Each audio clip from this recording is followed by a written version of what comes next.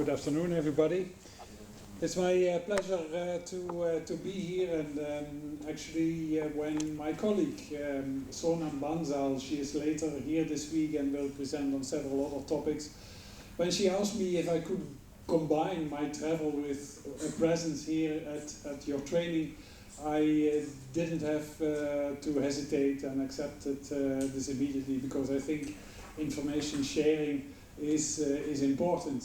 And that's actually, I combined my travel with being at the AOEC India section meeting in Delhi last week, and there I had the privilege to be there and talk also a few words, and emphasized on the importance on AOEC India section and how this section could contribute in international standard development. And I emphasized there on the importance of the India section as an independent platform to come together with scientists, talking about science, talking about your profession, coming together with other scientists, not only from government, but also from industry, also from academia, or contract research organizations. There was an exhibition with technology providers, so not only the Waters was there, but Agilent and the Thermo Fisher, and so it all is what AOEC is most importantly, and you know AOEC from the AOEC official methods, but most importantly it provides a platform to come together with scientists and talk about methods, because that is what we want to do and what we want to share with each other, to learn and raise the bar of each other and discuss about methods. Because what you are doing in the lab might be a benefit from another person, another industry player or academia to exchange, so that is very important. So if you have the opportunity in the near future, maybe next year, to attend such a meeting as an AOEC India section meeting, the annual meeting once per year, then I would highly recommend it to you. It's also possible to share. There is a postal session, so all kinds of opportunities to share information. Today, I would like to talk to you about the importance of proficiency testing. In the past 2 days, it came back already a couple of times, so it is an important tool. And what I would like to cover after a brief introduction is the general requirements for analytical quality assurance, but then how proficiency testing fits into all of this we have discussed until now, the place of proficiency testing. Then I will move to proficiency testing as a process, it's a statistical design and the benefits. And then I will finalize with 2 examples. One is the Nestlé proficiency tests, how we organize that, potential contributors there. And I will finish with an AOEC international proficiency testing. And although until now it was mainly for US participants, AOEC will open proficiency testing to the world as it starts from March 2017 with a specific program on particularly infant formula. Who has participated to proficiency testing here around the table? Oh, a lot of people, so okay, many people actually, so you know everything about proficiency testing actually. So let's start from the beginning. What are the consequences of reporting data of poor quality? Who has an idea? Consequence of poor quality data. So that means if you have a lab reports data which are not appropriate, which are wrong. Bad repetition. Pardon? Bad repetition for the laboratory. Bad repetition. Other thing. If the result does not match with what the expected value is not matched by the laboratory who is performing the test, then it's bad repetition for the laboratory Yeah, that's one. Other things? Health implications. Pardon? There are health implications. If the wrong result is reported, Yeah. okay. There could be health implications. Health implications, yes. There could be financial Financial also. Okay. Okay, and thinking about Dr. Saxena yesterday, it was a main effect on trade, financial aspects, etc. Yes, indeed. So to list them a bit, high cost involved because we have seen a first action you have to do if a measurement is wrong, that you have to repeat data, cost of course, faulty decision making, acceptance or not of a lot outside trade, ships, consignments which have to go to the trash or not accepted, damage of reputation and credibility, not only to the lab but also for the customer. Possible loss of business can have important consequences. And lastly, and most of all, legal and financial liability from the use of poor data. So it can have far consequences of poor data. There are various tools helping laboratories to demonstrate the reliability of their analytical data. And this slide shows actually the summary, the main pillars of the quality analytical data based on ISO 17025. And many we have seen already in the past today. So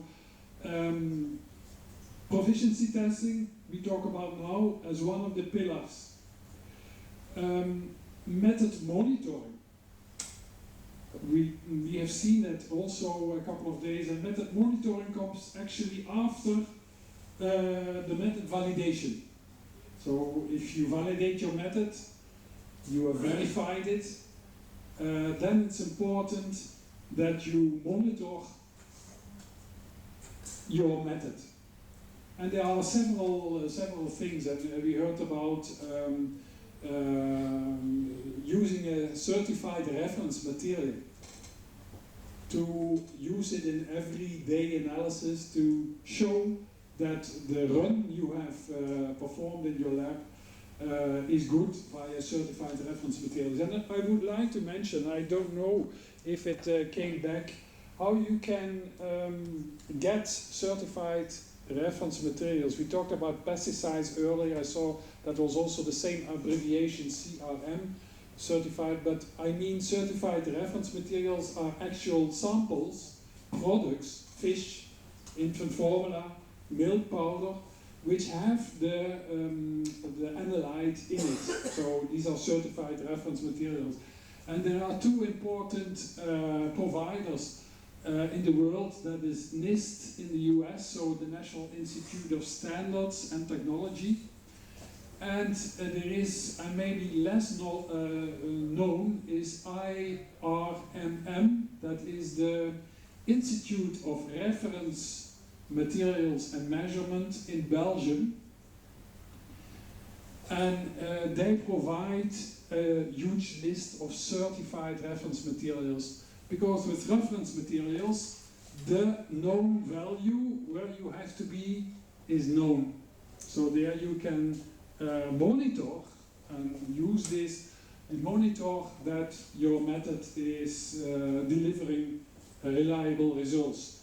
And in method monitoring, you do not only measure the trueness, but also you replicate analysis, do continuous replicate analysis to verify if your precision, so trueness and precision were combined, you know. So this has to continue as well as more continuously monitoring your method.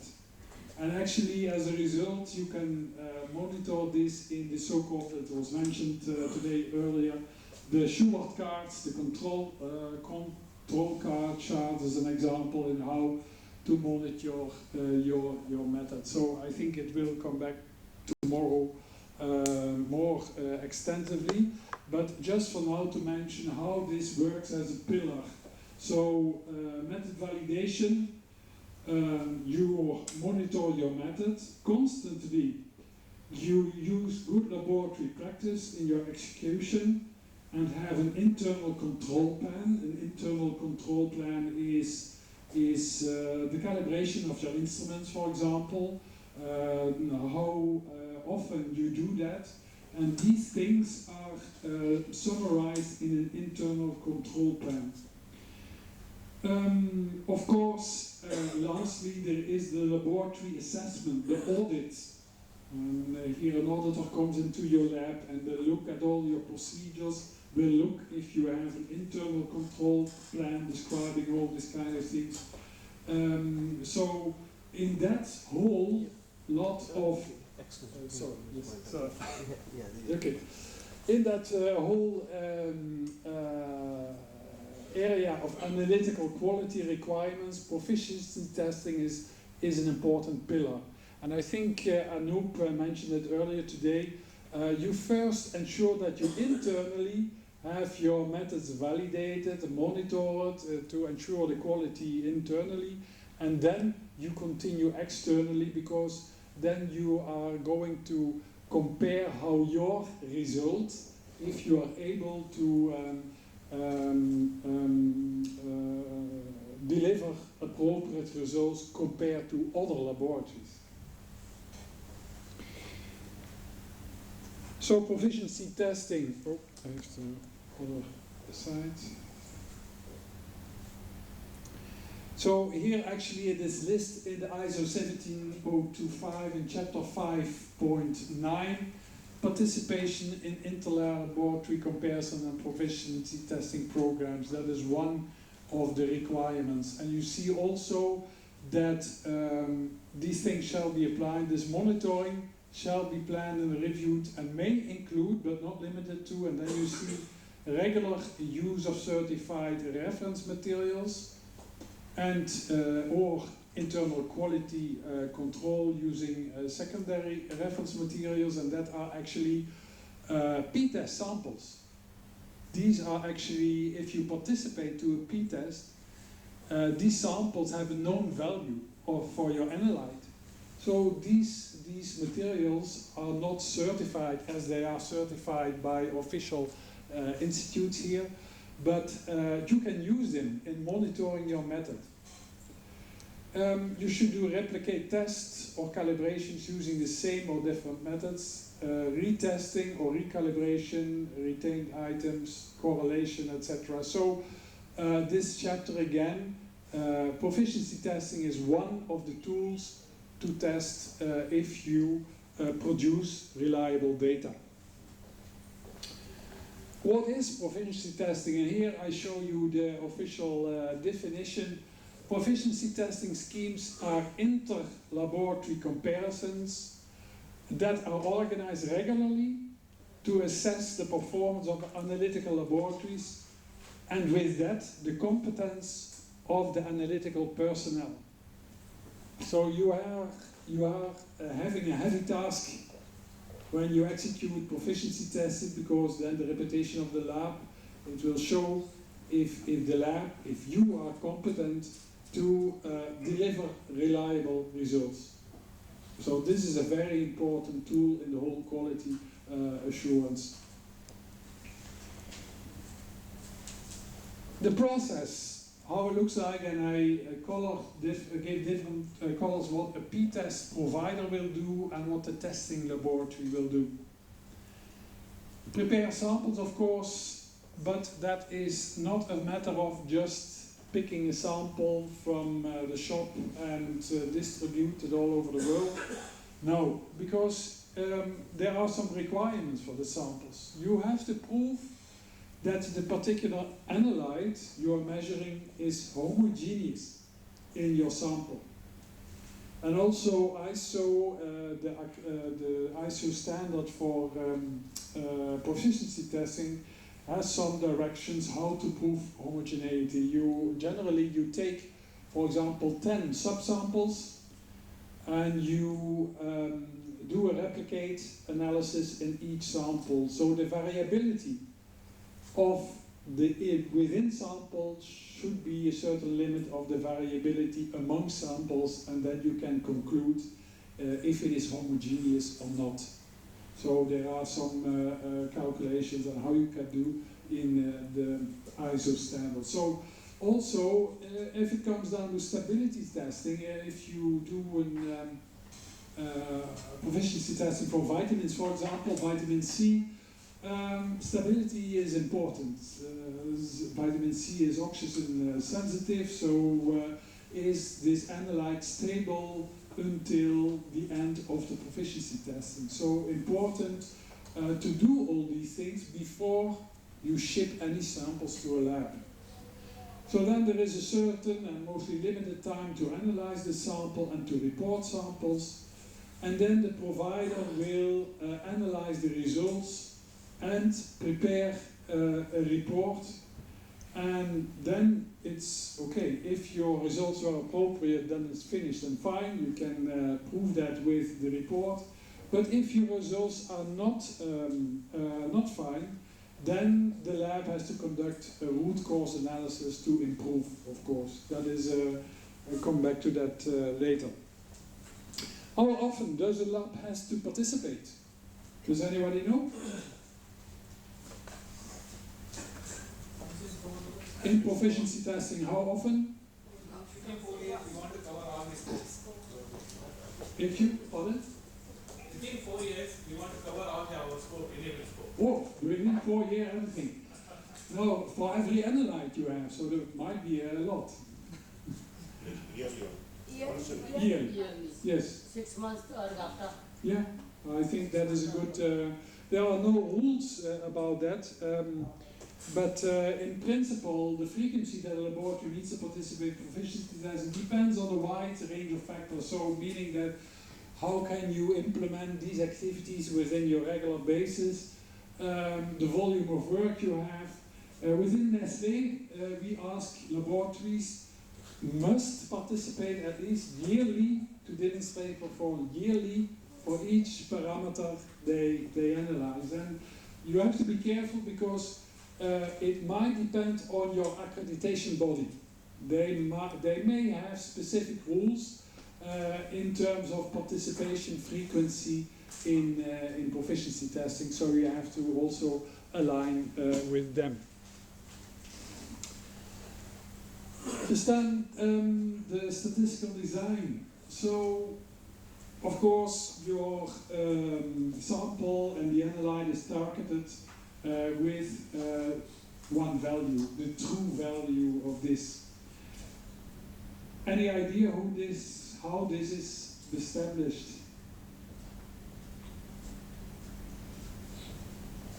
So the true value of this analyte for proficiency testing.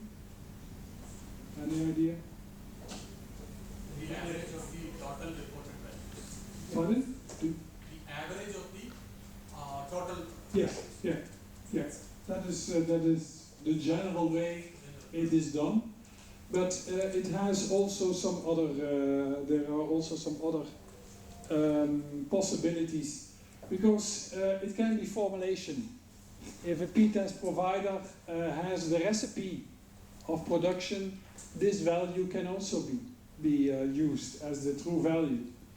Certified reference value. So in case certified materials from these organizations are used, the true value is a certified value. And how they do that is they have asked several labs with several technologies. It can be MS, but also HPLC UV, several technologies to determine a certain analyte. And based on that, many laboratories and different technologies, they establish the certified value. This can be used as well. Results from one laboratory. One laboratory, I mentioned the homogeneity study. That is something which has to be done by a laboratory. So also these values can be used as the true value determined by that laboratory. Consensus from experts laboratory. And in Europe, for example, you have the European reference laboratories for veterinary drugs. This is a circle of several laboratories. And also they can establish a true value, for example. And as mentioned by you already, consensus value from the participants. For example, the median of all the participating values are done. For just to complete, for qualitative tests, participants' results are compared against the intended result based on formulation. That is for qualitative. And for microbiology samples, participants' results are transformed by converting them to the log 10 before statistical analysis is undertaken. How is the standard deviation determined? Because that is an important element of the reporting. So as per the ISO 13528 statistical methods for use in proficiency testing, there are 5 ways to determine the standard deviation. It can be a prescribed value from experience, for example, or again from these certified values. A certified value goes together with a certified standard deviation, so a limit where you have to be in between. By perception, although I don't think that that is very much taken, but from a general model. And one of the possibilities is to use the Horowitz equation. I don't know if you are aware about this Horowitz curve.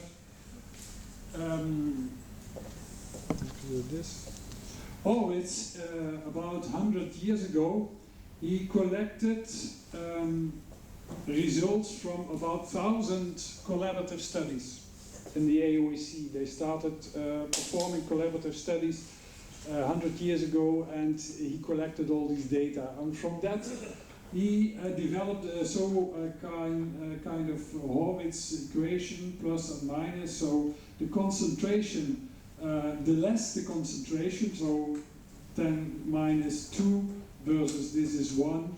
The less the concentration, the higher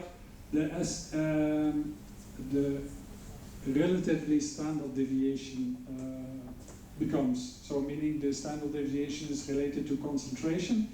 So, and Horowitz has compiled an equation to calculate a standard deviation pertaining to a certain concentration. So that could be taken in proficiency testing based on the Horowitz equation, the standard deviation used. From results of precision experiment, I mentioned that before, precision experiment in the homogeneity testing. From data obtained on a round of proficiency testing scheme, so meaning again, the data collected from all participants can be used, or before other rounds of proficiency testing, used the standard deviation from there. So then, what happens with the participants' results? It will be converted in a z-score or z-score. So also, as per the ISO standard, you see the z-score will be calculated as a result reported by the participating laboratory minus the assigned value, mostly the median, and then divided by the standard deviation of the proficiency testing used at the round. So that is the formula calculating the z-score. How to interpret the z-score then? So there are 3 possibilities. If your z-score is below or equal to 2, then your result is satisfactory. If the result of the z-score is higher than 2 but lower than 3, your result is questionable. And if your result of the z-score is higher than 3, the results are unsatisfactory. So what comes next? You will get this report after you participated in this round of P-test, and what to do with unsatisfactory results. So according also to 1725, you have to manage non-conformities. If anything in a lab is not conform to what it shall be, a procedure must be activated to take immediate actions.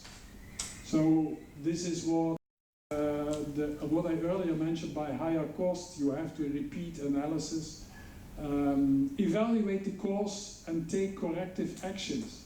So corrective actions can mean train people, replace an out-of-spec instrument, for example. Constantly evaluate again the consequence of your work done. Did you were successful in now producing the right results? You can again take the sample, or even could request for additional sample to repeat your analysis to ensure a good value. Verify that the corrective actions prevent similar problems. Okay, this is easily said, but sometimes not quickly done. To give you a few examples of the FAPAS, and FAPAS is one of the, as you may all know, providers of P-test, is here the first part. I would like to focus on the homogeneity to ensure, and P-test providers have to do that according to ISO 17043, and they have to show homogeneity of the sample before starting a P-test, so very important.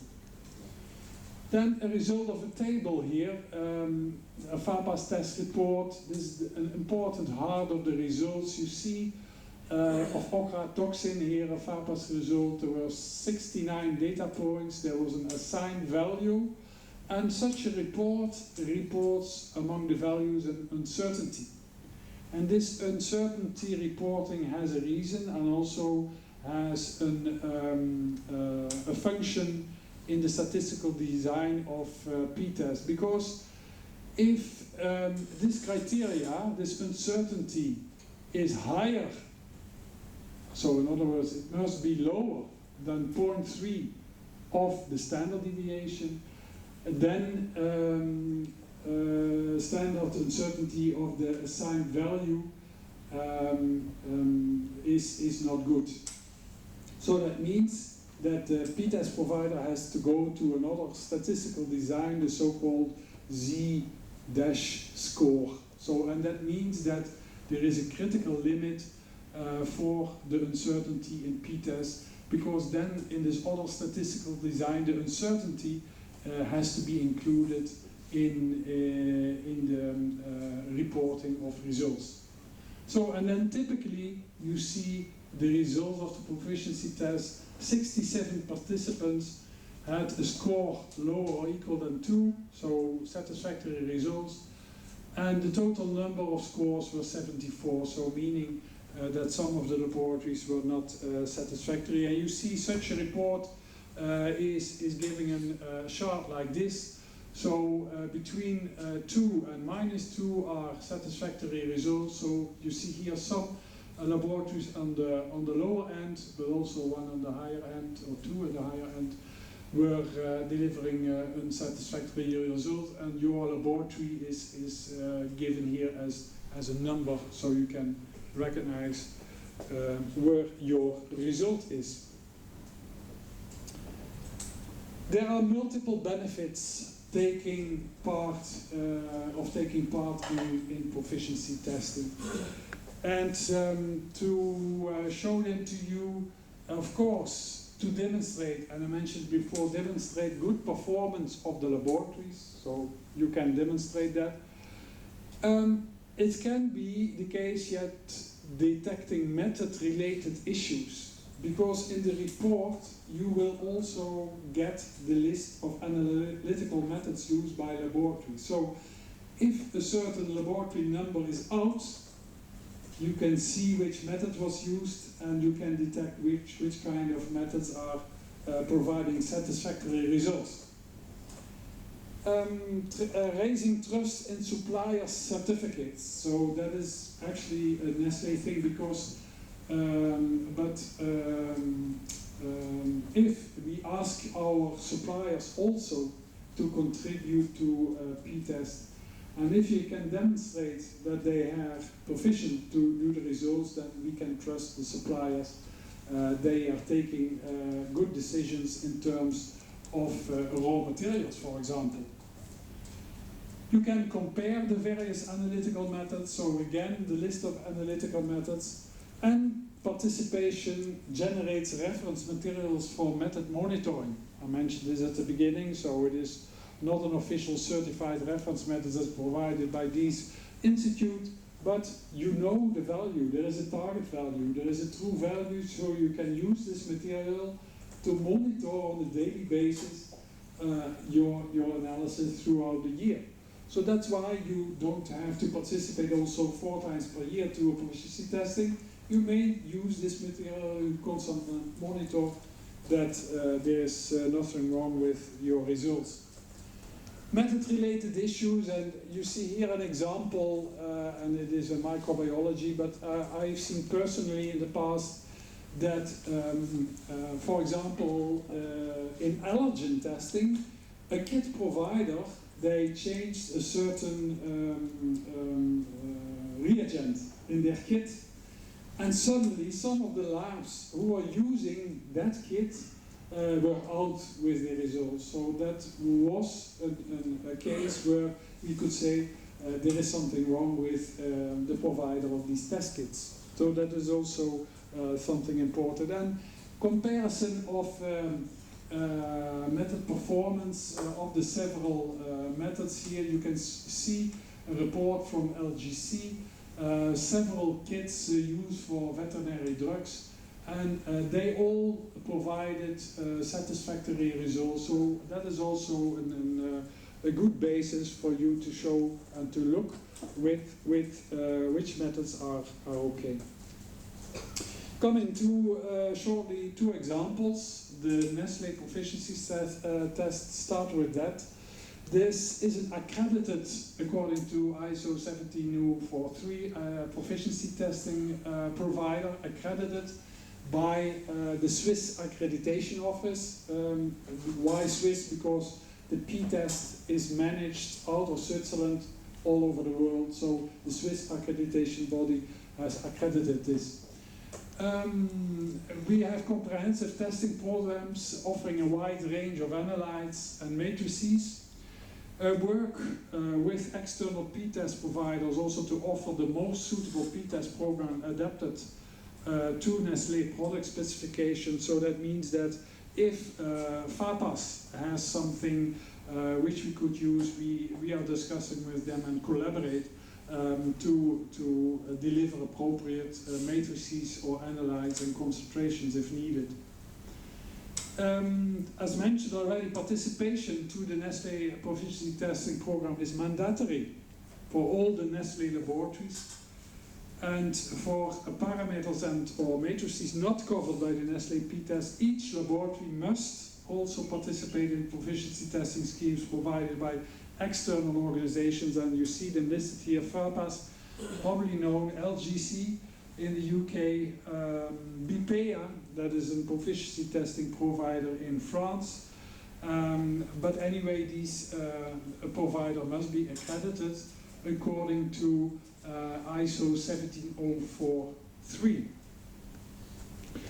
And who is participating to this Nestlé proficiency test? And you can see here, it basically is an internal piece, and 900 laboratories are participating here, and laboratories internally but also externally, some private, also some governmental laboratories and supplier laboratories participate. And you see here from 2006 the number of labs is increasing.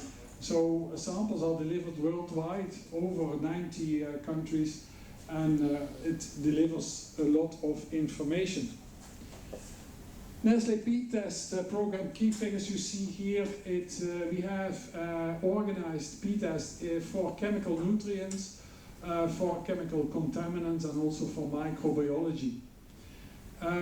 There are 42 food products, and I did not list them all. So within all categories, you have several types of samples, which will be 4 times per year sent around to laboratories. So sweetened condensed milk is also one of them, and I understand that this is also an important matrix for India.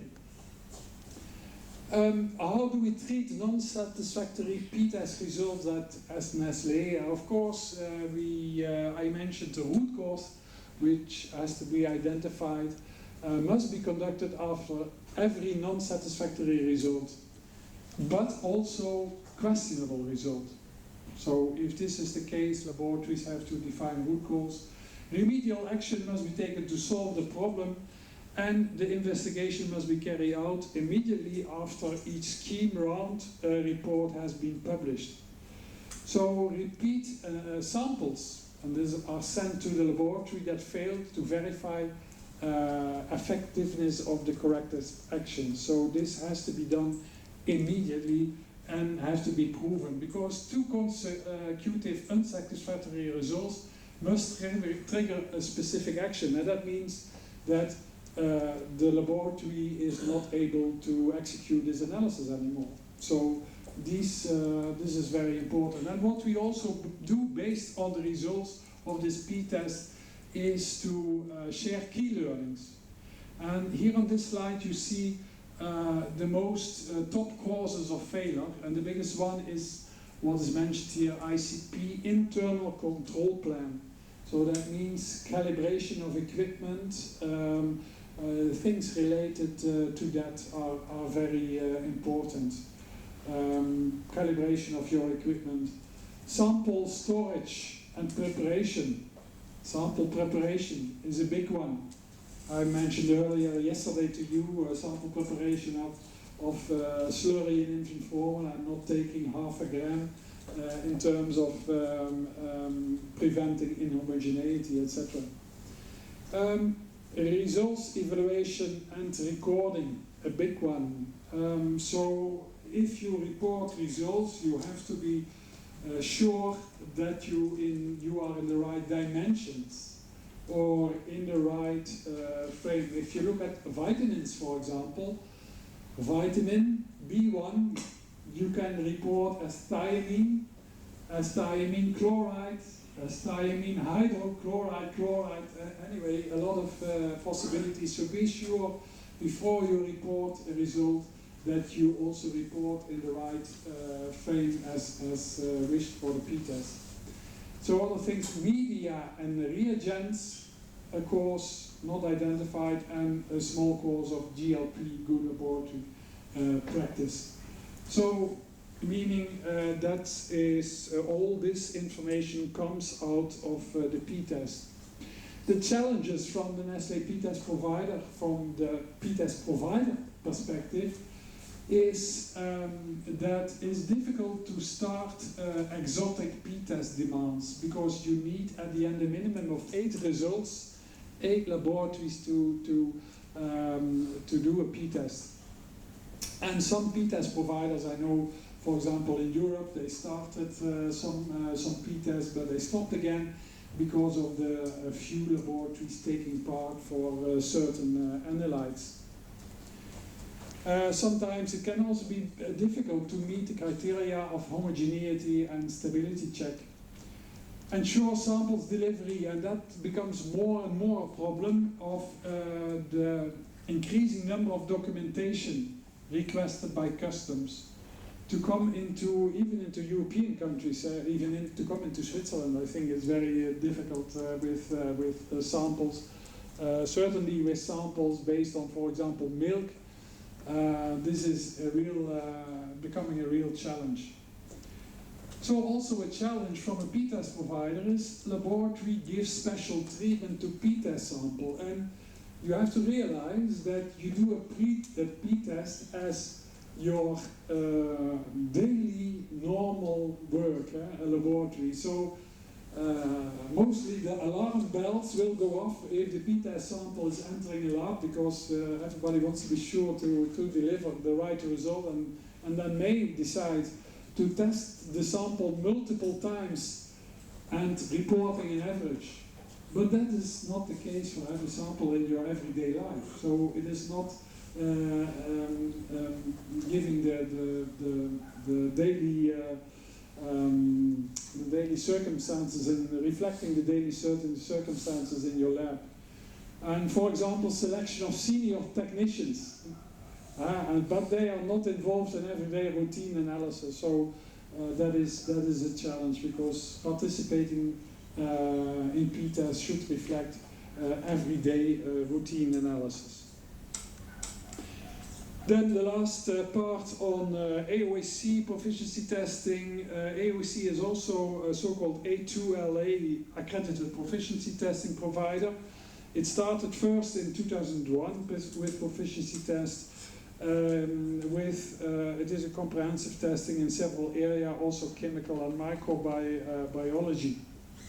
And actually, with the recent adoption of new standards, of new official methods in the area of infant formula, and these methods were this year adopted by CODEX and were published as ISO standards, but also as AOAC official methods.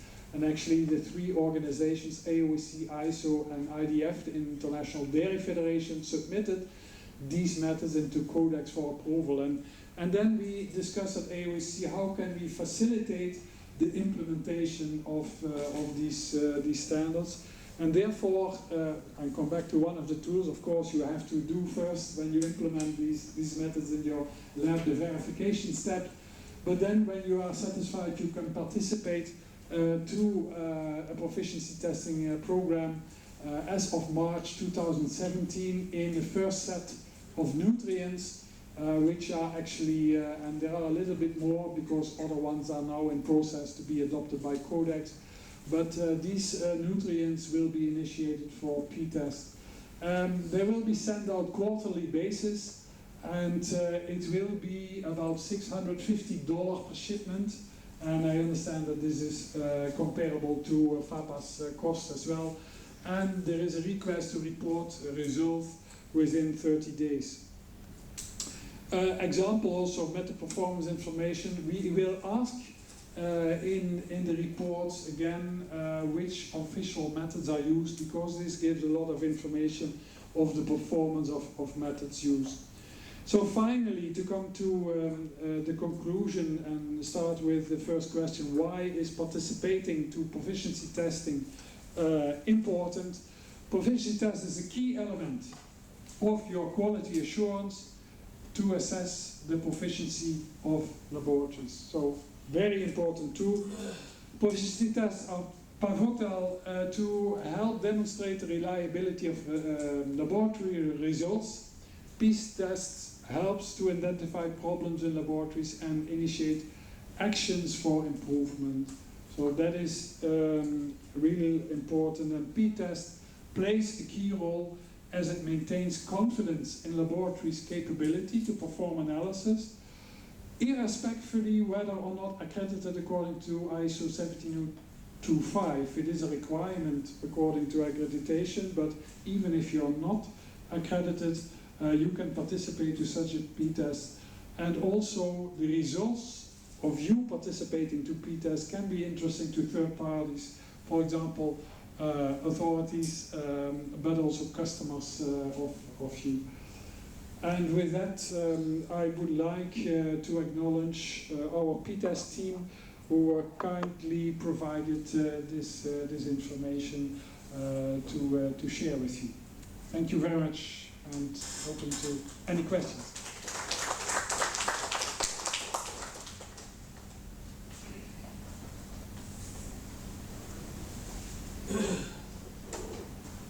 No particular questions? And if I may, 1 minute to share one thing. I mentioned AOAC and reference materials.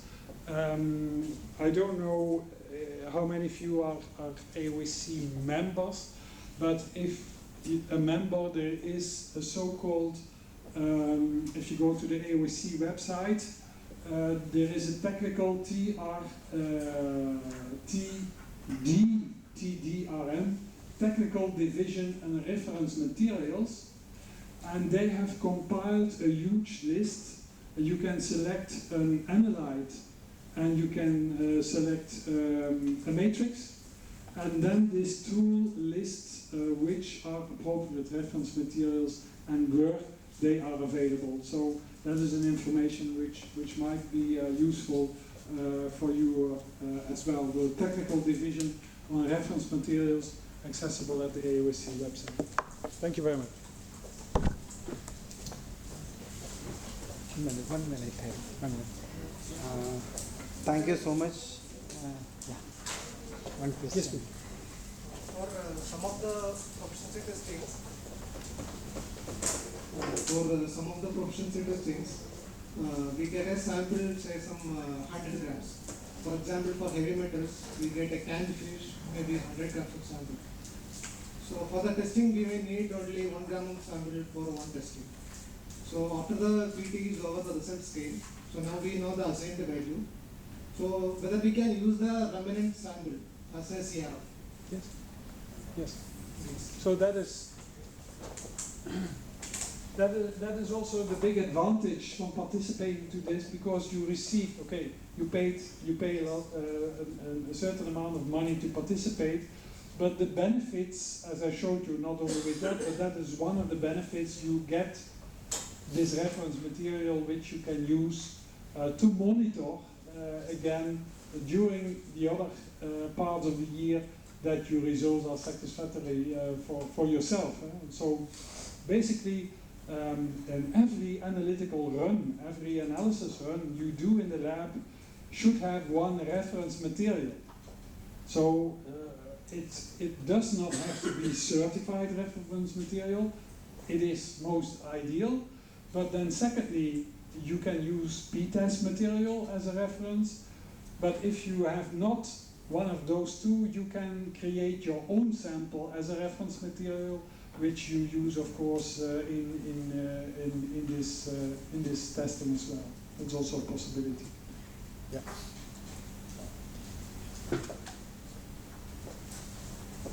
Thank you, Erik.